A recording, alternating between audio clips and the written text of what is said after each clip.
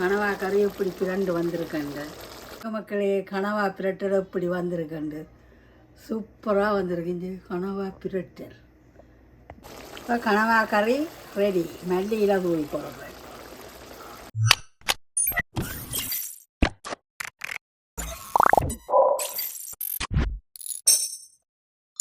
இப்போ நான் இன்றைக்கு கனவா கறி சமைக்கிறதுக்கு இப்போ கனவா ஃப்ரீசரில் இருந்தது எடுத்து வட்டி வச்சுக்கிறேன்.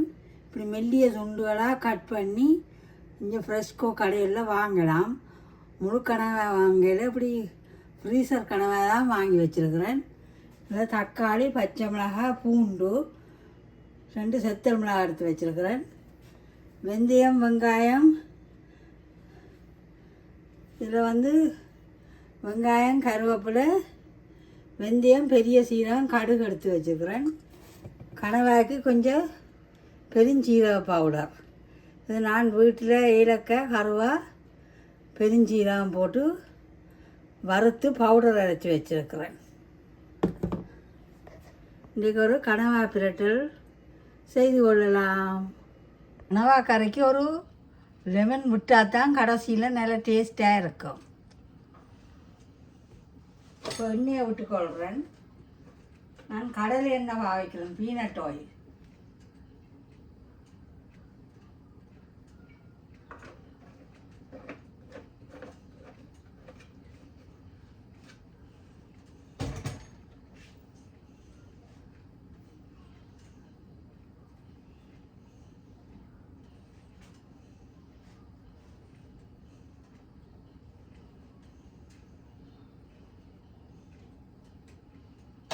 எண்ணெய் கொதிக்கட்டும்.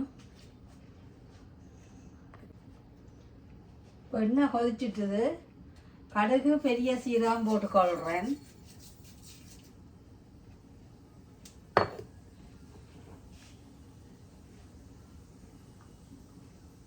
ஒரு பச்சை மிளகாய், பூண்டு. கனவாய்க்கு நிறைய பூண்டு போட வேணும். இந்த கனவா சரியான வாய்வு. பிடிச்சா எங்களுடைய அம்மா சமைக்கிறவ.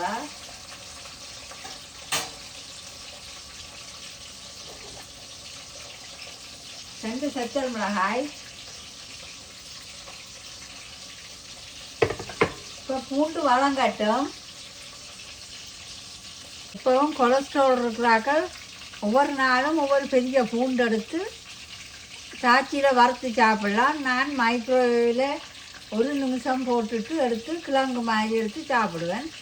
சாப்பிட்டு போய் பார்த்தா கொலஸ்ட்ரால் நல்ல HDL நல்ல கொலஸ்ட்ரால் இருக்கும்.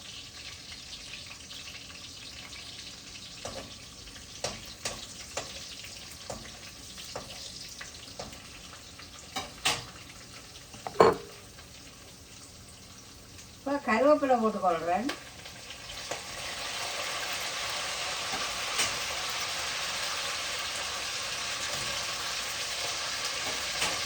இப்போ வெங்காயம் போட்டுக்கொள்கிறேன்.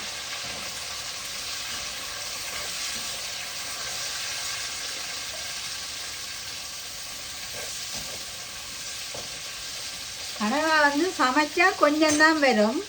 அப்போ என்ன செய்யணும்னா நிறைய வெங்காயம் போட்டு செய்தா நல்லா டேஸ்டாயும் கறி இனிப்பாயும் இருக்கும்.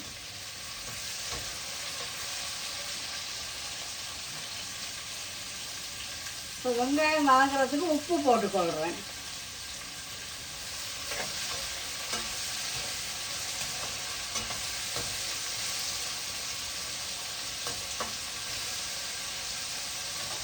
அந்த காலத்தில் எங்களுடைய அம்மா மண் சட்டியில் நாங்கள் எண்ணெய் போட்டு வதக்குறையில.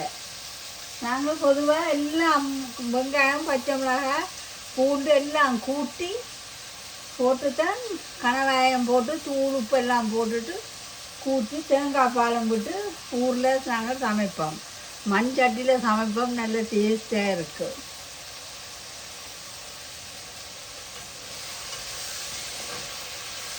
இந்த வெங்காயம் அரை வதங்கினா போதும். இப்படி வெங்காயம் அரை வதங்கினா போதும். தக்காளி போட்டுக்கொள்கிறேன்.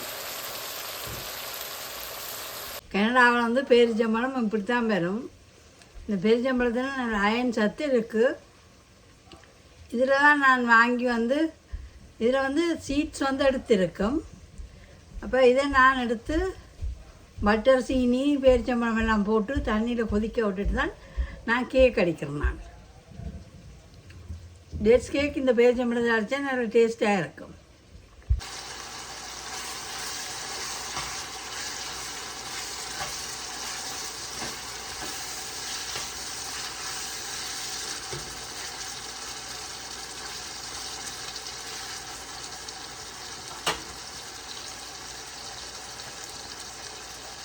இப்போ மல்லி இதை இது கழுவி வச்சுருக்கிறேன்.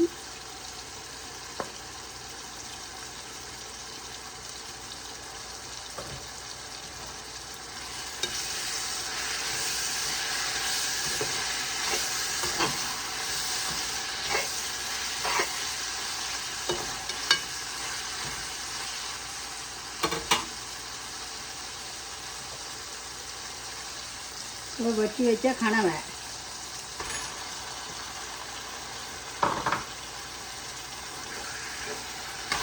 நல்ல வடிவாக மஞ்சள் போட்டு கழுவி வச்சுனான்.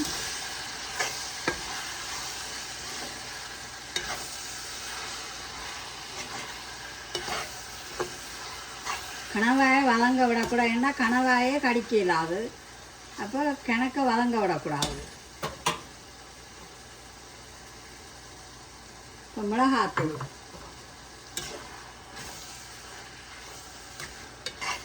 இப்போ தக்காளியை நீங்கள் அரைச்சி ஊற்றலாம்.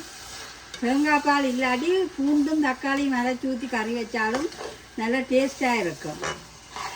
தேங்காய் பால் தேவையாண்டில்லை, தக்காளியை அரைச்சி ஊற்றினாலே நல்லா தடிச்சு போகும்.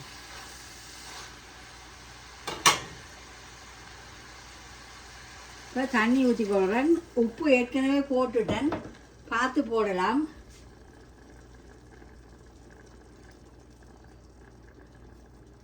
இப்போ கொஞ்சம் லெமனும் இதோடு சேர்த்து விட்டால் நல்லா சாஃப்டாக வரும்.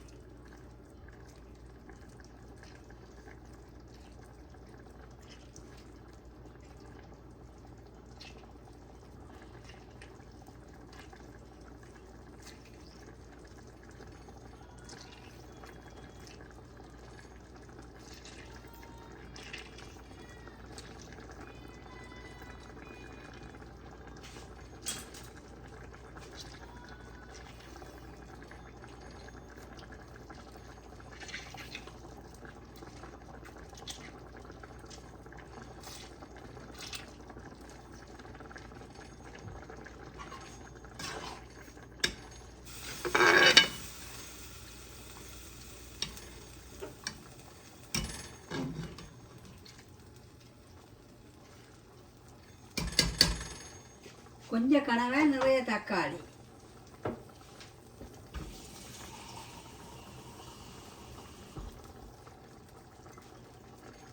நல்லா அவிய வேணும். அவிய விட்டு பிரட்டி எடுக்க வேணும்.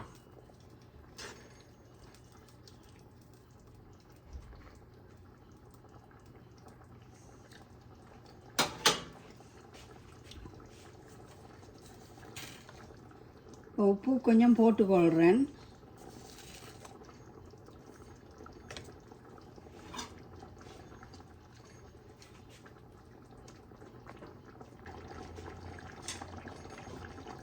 இப்போ கனவா கூட்டியாச்சு. இப்போ மூடி அவிய விடுவோம்.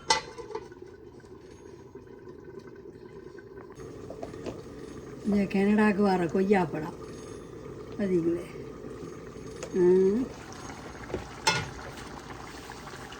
எப்படி இருக்குது.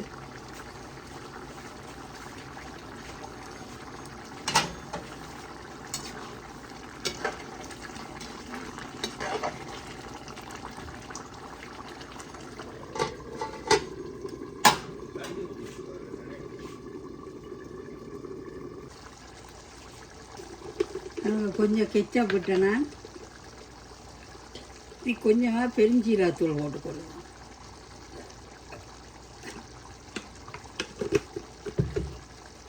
அப்போ தான் கனவா வந்து பெருஞ்சீரகத்தூளுக்கு ஓடி விடுவோம். இப்படி ஓடி இரண்டு வந்துடும். கனவை ஆக பிரட்டாமல் இப்படி எடுத்தால் குழம்புக்கு இடியப்பத்துக்கு சோத்துக்கு இப்படி குழம்பு எடுத்து சாப்பிடலாம்.